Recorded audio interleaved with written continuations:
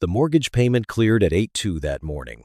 Before I had even finished my coffee, my mother called to tell me I wasn't welcome at my parents' 40th anniversary dinner because I was an embarrassment to the family. Funny thing is, I had been paying for that family for 9 years. Their mortgage, their property taxes, my mother's hospital bills, even my brother's failed business loan. That night, they raised champagne glasses in an expensive restaurant and posted the photo online with 3 words under it: "Real family only." They had room for my money. They had room for my silence. They just didn't have room for me. So I liked the photo and left one comment. 5 minutes later, the post disappeared. 10 minutes later, my phone started ringing, like the truth had finally found the room. I used to think helping my family made me a good son. Maybe it did, for a while. But when the same people spending my money called me an embarrassment, I finally understood something painful. Love should never require you to disappear so everyone else can look respectable. Before we begin, tell me where you're listening from and what time it is there. Then stay with me, because this didn't end with an apology. It ended with a folder full of documents, a bank investigation, and the day I learned what real family actually costs. The mortgage payment cleared at 8:02 that morning. I saw the alert while I was sitting at my kitchen table in Pittsburgh, still wearing my work shirt, still too tired to make a real dinner. The screen showed the usual list: mortgage draft processed, property tax escrow scheduled, hospital payment confirmed, 3 quiet little lines. 3 reminders that my parents' house was still standing because my account kept bleeding in small, polite amounts. Across from me, the other chair at the table sat empty. I had bought the set secondhand years ago, back when I thought I'd have people over more often. Funny how a chair can sit there for years and still look like it's waiting for someone. My phone rang before I finished my coffee. "Mom, Darlene Mercer never called that early unless she needed something." "Davion, honey," she said, soft as church carpet, "I need you to be understanding about something." That tone told me to brace myself. What happened? Nothing happened. Your father and I were talking about the anniversary dinner. 40 years is a big deal. I know. I ordered your gift last week. There was a pause, small, but sharp. "That's sweet," she said. "But the restaurant room is smaller than we expected. We're keeping it peaceful, intimate." I looked down at the mortgage alert again. "Are you saying I'm not invited?" She exhaled like I was making this hard on her. "Don't put it that way." "How else should I put it?" In the background, I heard my father's voice, low, annoyed. Then the phone shifted. "Davion," Dad said. "No hello, no warmth. We don't need you embarrassing us in front of people who respect this family." For a second, the apartment went quiet in a way that felt physical. "Embarrassing you? You always bring up money. You make everything uncomfortable." "I bring up money because I'm the one paying it." "That right there," he snapped. "That attitude. This is your mother's night, not another one of your accounting lectures." I could have said a lot. I could have listed 9 years of payments. I could have asked why my money was respectable enough to keep their roof over their heads. But I wasn't respectable enough to sit at their table. Instead, I said, "Understood." Dad took that as a win. "Good. Let your mother enjoy one night without tension." The call ended before I could answer. I stayed seated, phone in hand, staring at the empty chair across from me. I didn't feel angry yet. Anger would have been clean. This was heavier than that. This was the slow realization that a door you kept knocking on had never been locked by accident.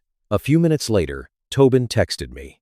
"Don't take it personally. Tonight is about Mom and Dad, not your accounting grievances." Then another message. "Nobody wants to hear about the mortgage or taxes at a celebration. You agreed to help. Don't act like a martyr now." I read that last line twice. You agreed to help. That was one way to describe it.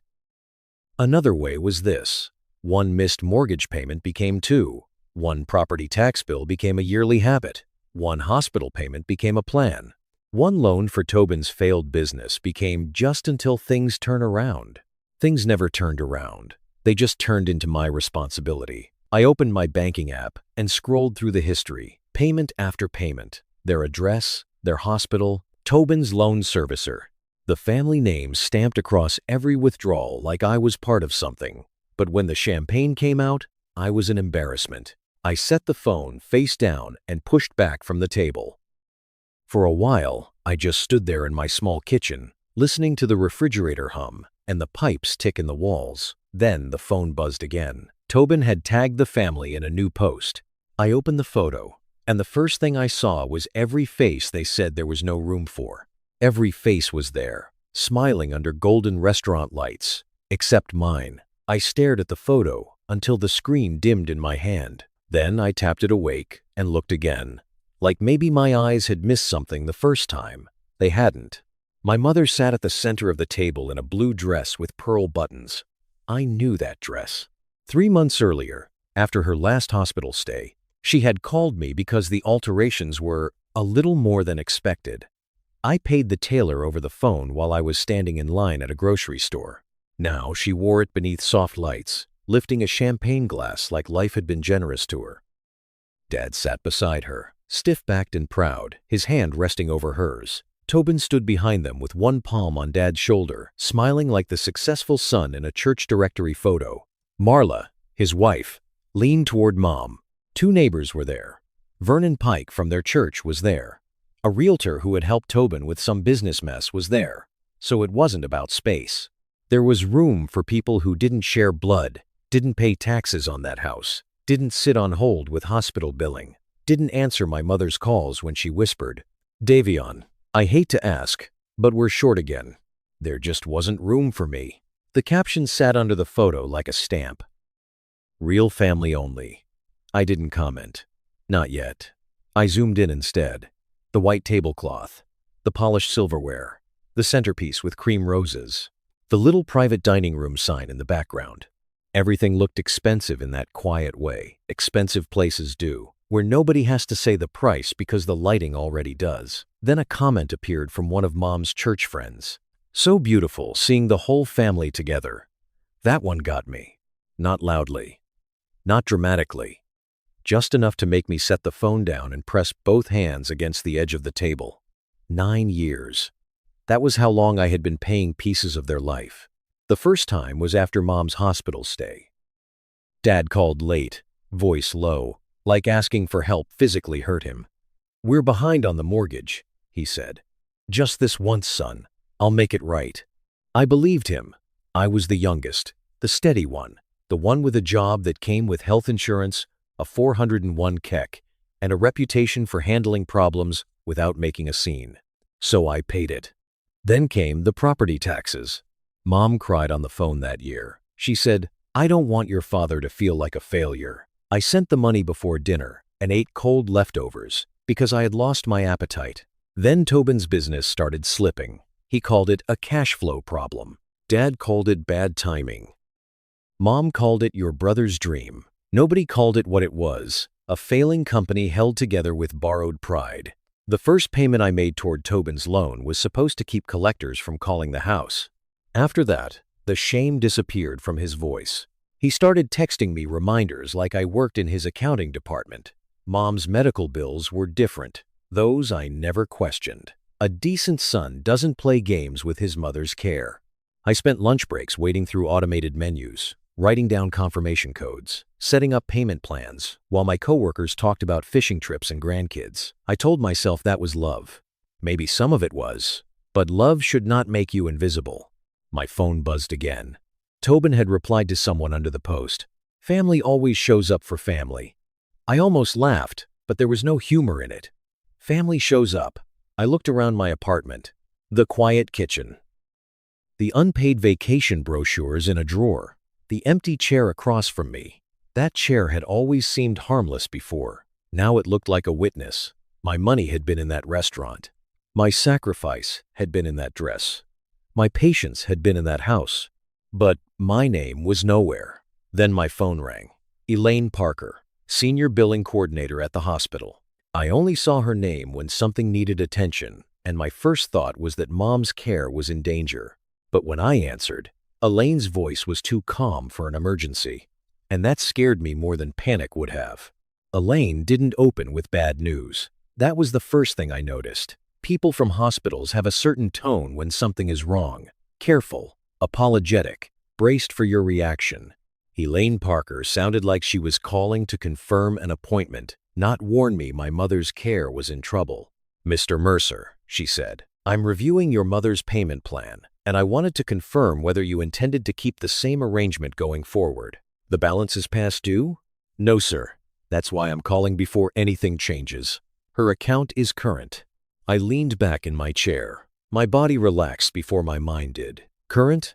"Yes."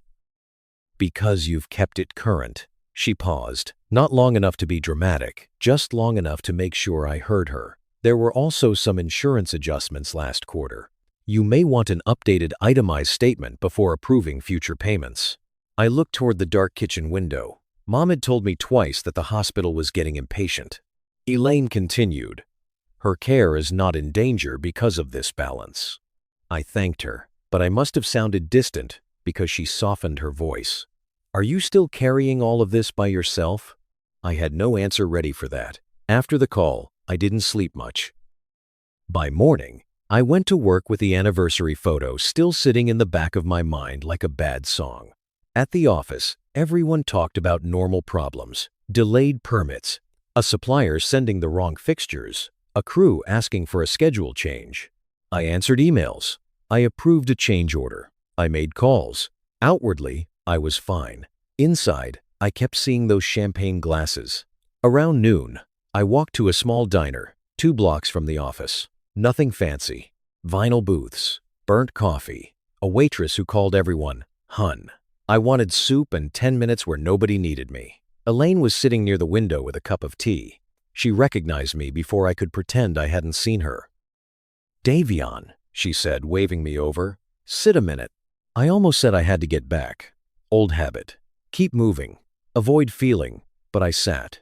She didn't pry. That made it harder. Finally, I said, "My family had a dinner last night. I wasn't invited." Elaine's face didn't shift into pity. She just listened. "They said there wasn't room," I added. Then my brother posted a picture with half the county in it. "What did the caption say?" I hesitated. "Real family only." Elaine looked down at her tea. "That's a cruel little sentence." I defended them before I could stop myself. "My mother's been sick. My father is proud. Tobin's business fell apart. People act badly when they're under stress." She nodded. "They do." That should have comforted me. It didn't. Then she asked, "When was the last time they gave up something important for you?" I stared at the table. The answer should have been easy. A family gives. A family shows up. A family remembers. But all I could think of were calls that started with, "How are you?" and ended with a dollar amount. Elaine didn't fill the silence. After a while, she said, "I had a brother like you. Good man. Dependable. Everybody leaned on him because he never complained. At first, they thanked him. Then they expected it. After that, they resented him for reminding them they needed help." I looked at her. "That's the part people don't talk about," she said. "Some families don't hate Zarak carrying the load. They just get comfortable letting him carry it." That line stayed with me all afternoon. When I got home, I didn't turn on the TV. I sat at the same kitchen table and opened the photo again. This time, I noticed something different. Nobody in that picture looked surprised I wasn't there. Nobody looked like they had saved me a place. The empty chair across from me was still there, but it no longer looked like it was waiting. It looked like it had been telling me the truth for years. Then, a new notification appeared. Tobin had replied to someone praising the post. "Family always shows up for family." I read it once, then again. By the third time, something quiet inside me gave way. For 9 years, I had shown up for them, and somehow, I was still the one standing outside the picture. The next few days were quieter than I expected. That was almost worse. No apology came, no explanation. Nobody said, "Davion, we went too far." The family group chat went back to recipes, weather complaints, and a blurry photo of someone's dog in a Halloween sweater. My comment had been erased with Tobin's post, and they seemed to think that erased the reason I made it. Then Dad left a voicemail. "You embarrassed your mother," he said. "People saw that. You need to think before you put private matters out there." Private matters. That was what he called 9 years of payments after they posted my absence in public. I listened once, saved the voicemail, and drove to work.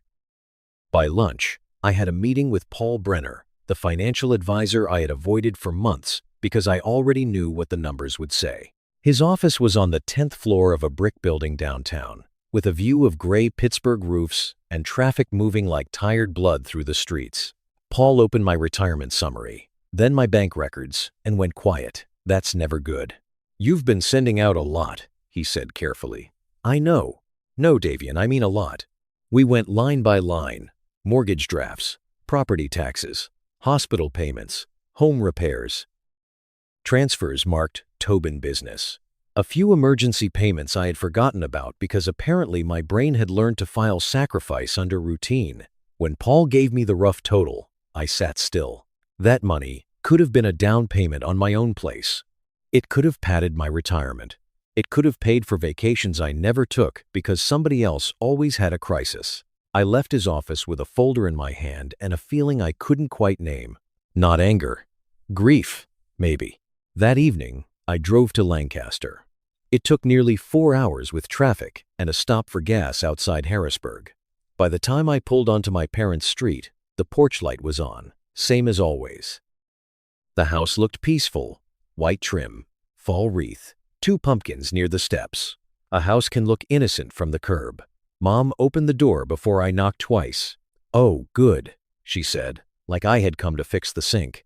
"Your father wanted you to look at the gutter before winter, and the pharmacy changed one of my refills, so I need you to call them tomorrow." No mention of the dinner. No mention of the word embarrassment.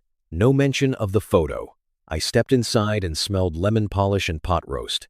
Dad sat in his recliner watching the local news with the volume too high. Mom kept talking. Also, the county tax notice came. It's higher than last year. Everything is going up. You know how it is. I put the folder on the coffee table. "Mom, Dad, I'm not here for the gutter." Dad muted the TV. Mom's smile tightened. "Then what is this?" "I'm ending the financial support at the end of the month." The room went still. I kept my voice even. "Mortgage, property taxes, money going to Tobin's loan, anything that runs through your accounts. I'll review Mom's actual medical balance directly with the hospital, but I'm not sending family payments anymore."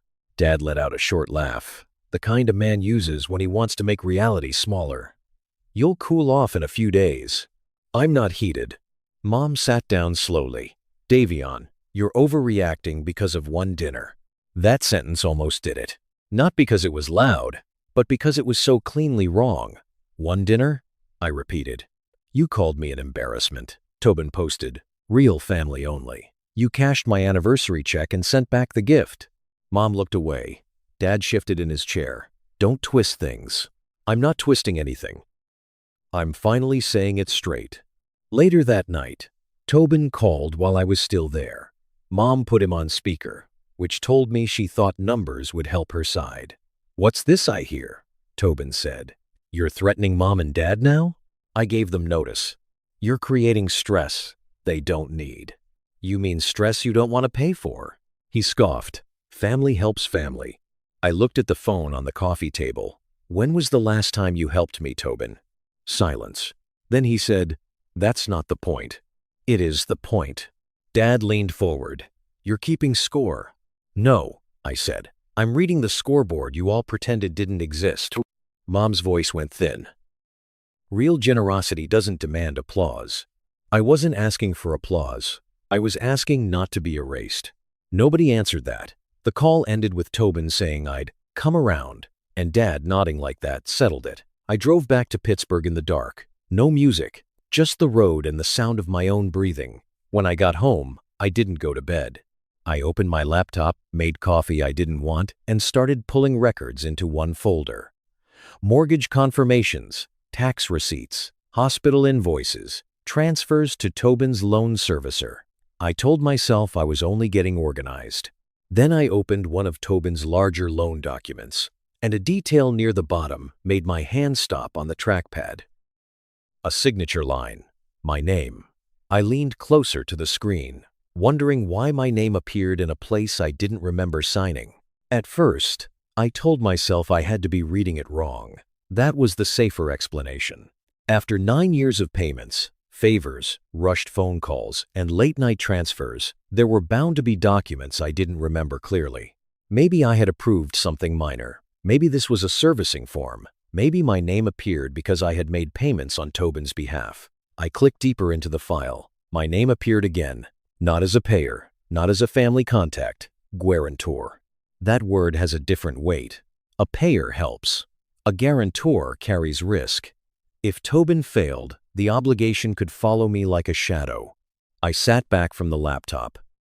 The apartment was quiet except for the soft buzz of the refrigerator.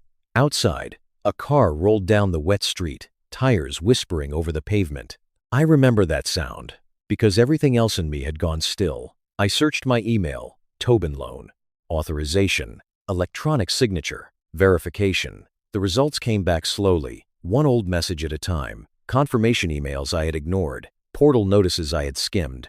A security code request from a year when Mom kept calling about paperwork for the house and keeping things simple. Then a memory surfaced.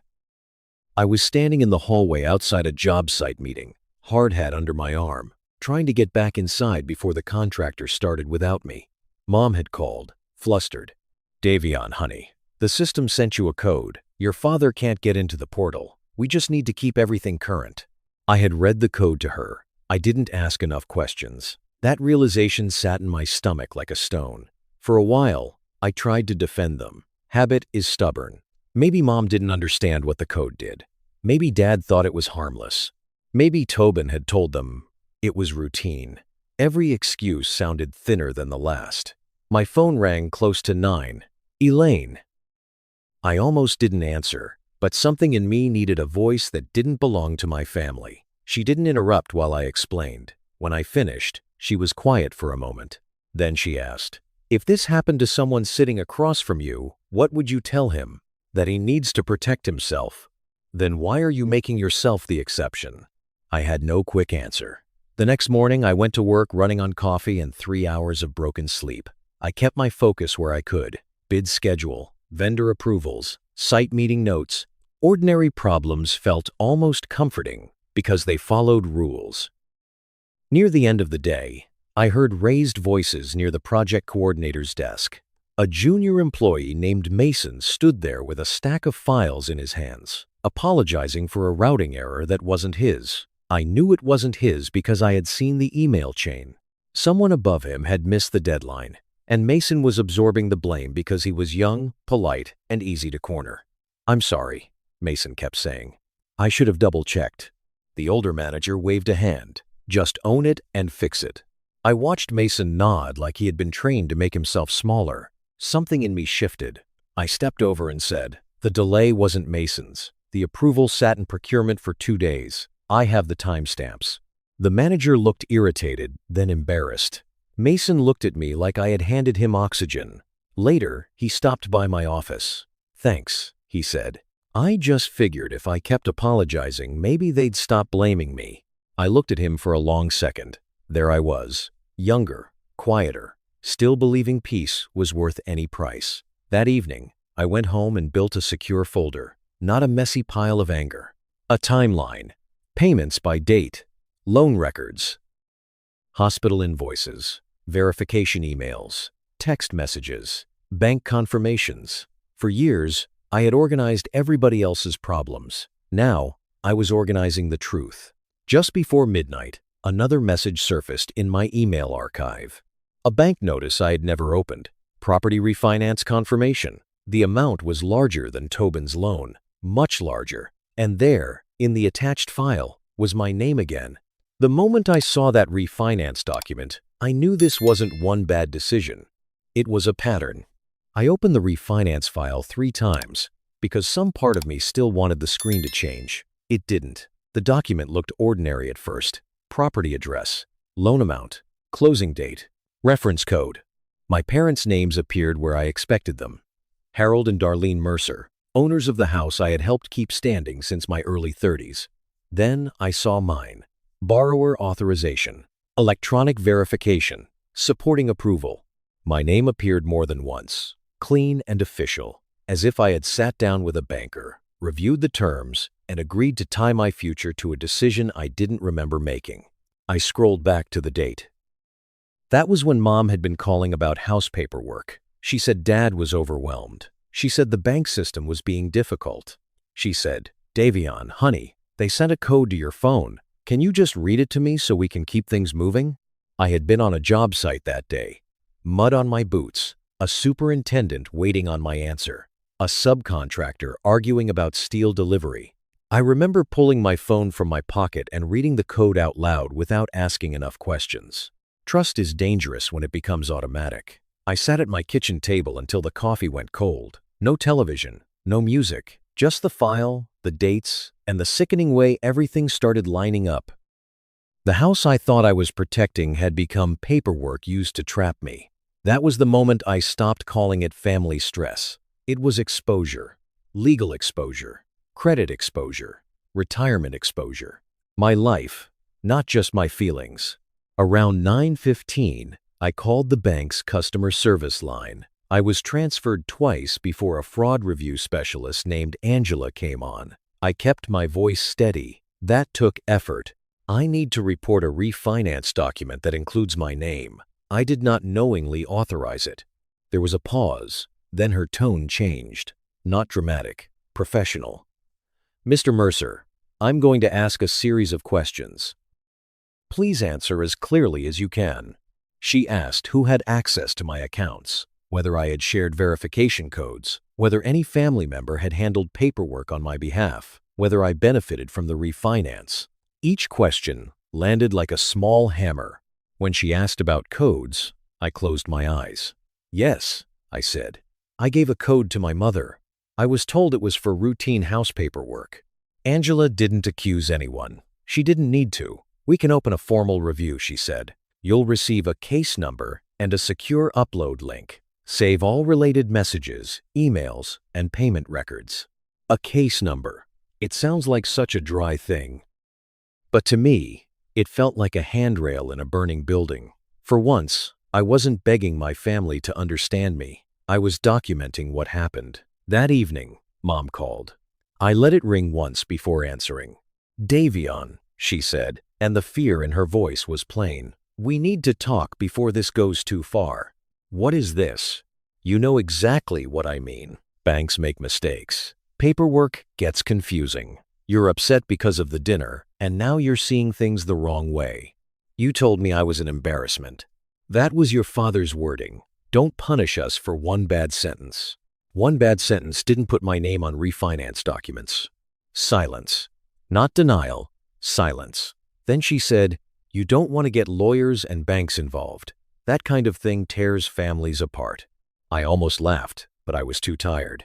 "No, Mom. Using someone's name without making sure they understand what they're agreeing to does that." Her voice hardened. "After everything we've done for you, this is how you repay us?" There it was. The old line. The family anthem. Before, it would have worked. I would have softened. I would have apologized for making her uncomfortable. This time, I said, "I'll communicate through the bank from now on." Tobin called 10 minutes later. "You're being vindictive," he said. "You're trying to make Mom sick over paperwork you probably signed and forgot." I didn't forget becoming a guarantor. You always have to act like the wounded hero. "No, Tobin. I'm acting like someone who finally read the documents." He went quiet, then said, "You're going to regret making this ugly." "You made it ugly. I'm making it accurate." I ended the call before he could start another speech. Later that night, an email arrived from the bank. Preliminary review update. Secure attachment. I opened it and read slowly. Access activity. Verification timestamps. Device records. Location indicators. Nothing final, nothing dramatic, but enough. The log pointed to Lancaster, the same town where my parents lived, the same town where the restaurant lights had made everyone look so warm, the same town where I had been called an embarrassment while my name sat quietly inside their financial papers. By the time I finished reading, the truth wasn't hiding anymore. It was waiting for someone to stop looking away. I opened the attachment again before sunrise. This time I wasn't looking for comfort. I was looking for order. That was how I knew something in me had changed. A week earlier, I had been trying to understand why my family excluded me. Now I was creating a timeline with dates, screenshots, bank records, and verification logs. I treated it like one of my work projects, the kind where one wrong assumption can cost six figures and somebody has to slow down enough to see the whole structure. I made folders: mortgage, hospital, Tobin, refinance, messages. Every file had a date, every note had a source. I copied text messages into a document and added short explanations beside them. Not emotion, just context. Mom asks for code. July 14. Verification completed. July 14. Refinance approval recorded. July 14. Once the pattern was on paper, it looked less like confusion and more like architecture. By mid-morning, I called Caroline Hayes, an attorney a coworker quietly recommended. Her office was in Harrisburg, but she handled financial liability disputes across Pennsylvania. I sent her a summary before the consultation, keeping it clean and factual. She called me back that afternoon. Her voice was calm, which I appreciated. "You've done more organization than most clients do in 3 months," she said. "I'm a project manager. Paper trails are kind of my language." "I can see that." She paused. "And I want you to hear me clearly. You have enough here to take this very seriously." I didn't realize how badly I needed an outside person to say that. Not because I wanted drama, because my family had spent so long making me feel unreasonable that even evidence in front of me still felt like something I had to apologize for. Caroline explained the next steps. Preserve everything. Do not argue by text. Do not accept phone calls if they turn into pressure. Keep communication written when possible. Let the bank process move. Prepare for pushback. She said that last part like she had seen it before. She was right. That evening, Mom sent a message long enough to fill my screen. "Your father barely slept. The neighbors are asking questions. Vernon heard something at church. You are turning a private family matter into a public embarrassment. I did not raise you to be this kind of man." I stared at the words. Not once did she mention my name on the refinance. Not once did she ask what I had found. She only cared about who might know. Then Tobin sent his contribution. "You're enjoying this, aren't you? Finally getting attention." That one almost pulled me in.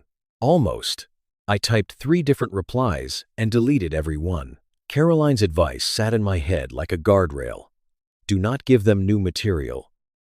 The next day, the attack moved from family to work. Malcolm Keene called me into his office after lunch. He had that careful expression people use when they are trying not to step into another man's personal life. "Davion," he said, "someone contacted the main office this morning, claimed to be your brother."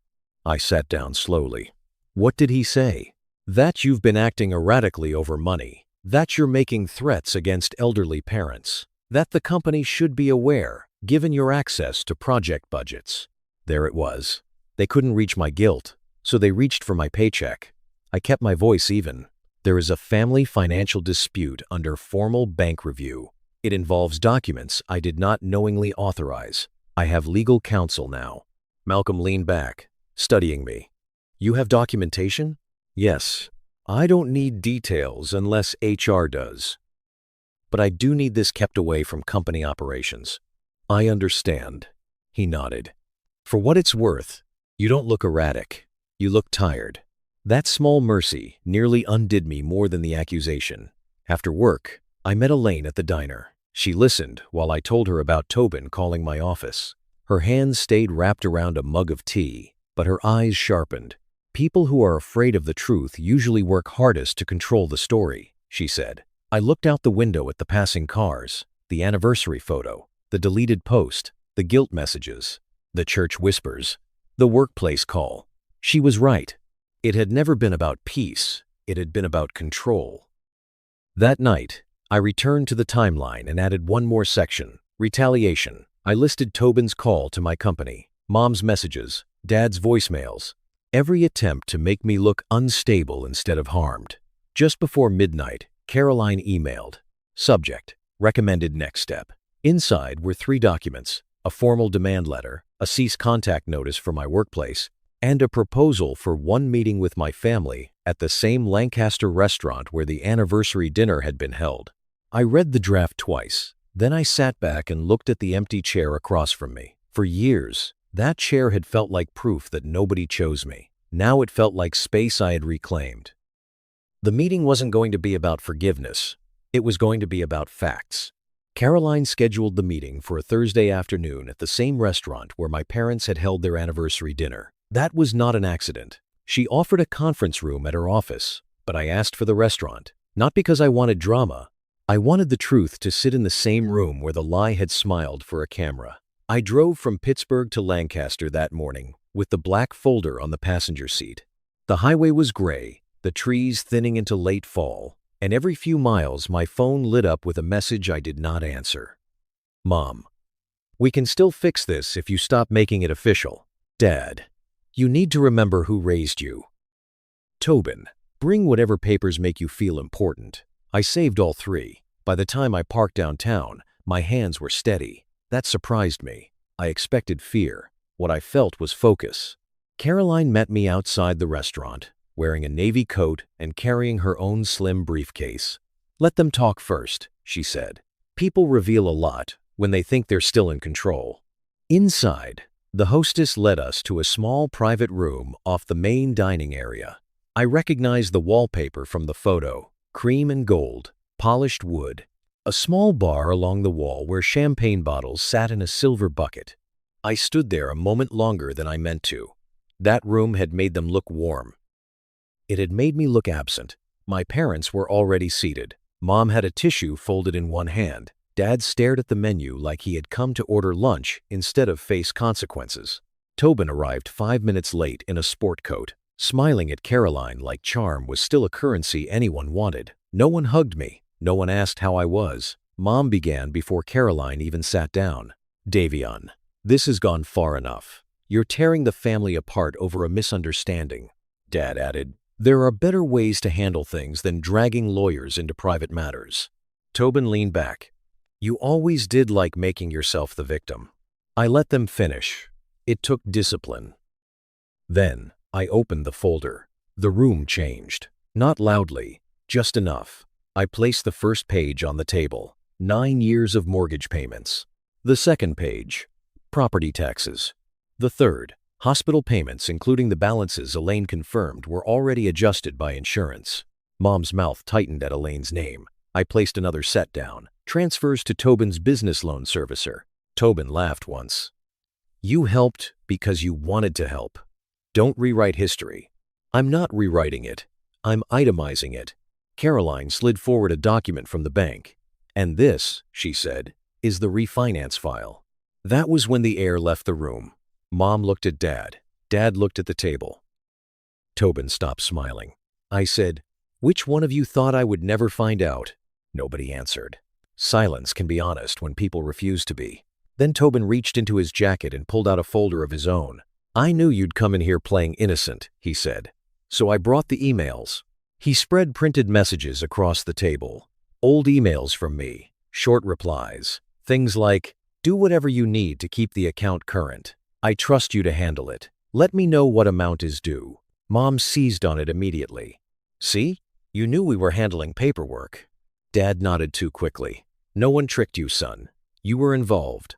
For one moment, the old room came back. The old pressure, the old exhaustion. 3 people telling me my memory was wrong, my instincts were wrong, my hurt was selfish. Tobin tapped the papers.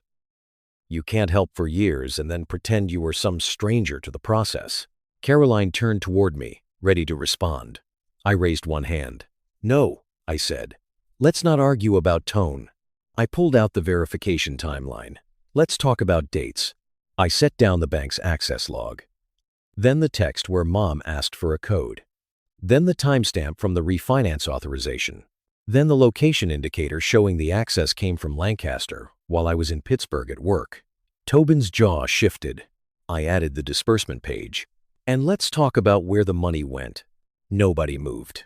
A large portion didn't go to preserve the house. It went toward debt connected to Tobin's business. Mom whispered. We were trying to keep the family together. No, I said. You kept the photograph together. I kept the family solvent. Dad finally looked up. For a second, I thought he might say something true. He didn't. Tobin muttered, you were already paying all of it anyway. There it was. Not a confession for court, maybe, but enough for me. I closed the folder. That's the problem. You thought my silence was part of the payment plan. Caroline placed the formal notice on the table. From now on, all contact about finances went through her. No calls to my job. No pressure through church friends. No more money through family accounts. The bank review would continue. Mom started crying then, but it sounded different when I was no longer responsible for fixing it. As I walked out of that room, my phone vibrated. A bank message. The investigation had moved to final determination. The future was still uncertain, but for once, it belonged to me. 3 days after the meeting, the bank email arrived while I was sitting at my desk with a cup of coffee I had forgotten to drink. The subject line was plain: Final Determination Notice. For a few seconds, I didn't open it. I just looked at those words and listened to the office waking up around me. Printers humming, someone laughing near the break room, a phone ringing 2 doors down. Ordinary sounds. The kind of sounds life makes when your whole future is waiting in one message. I opened the email. The language was formal, careful, and stripped of feeling. But the meaning was clear. The bank determined that authorization tied to my identity had been completed without my informed consent. My liability connected to the refinance was removed. My dispute was upheld. Any further collection or responsibility would be directed away from me and back to the parties who initiated and benefited from the transaction. I read it once. Then again, I didn't cheer. I didn't throw my hands up. I just leaned back in my chair and breathed in a way I hadn't breathed in months, maybe years. Relief, when it finally came, didn't feel like victory. It felt like setting down a box you had carried so long your arms forgot they were hurting. Caroline called an hour later. "It's a strong outcome," she said. "Protective notices stay in place. No direct financial contact. No workplace contact. Keep saving everything, but this removes the biggest threat. What happens to them?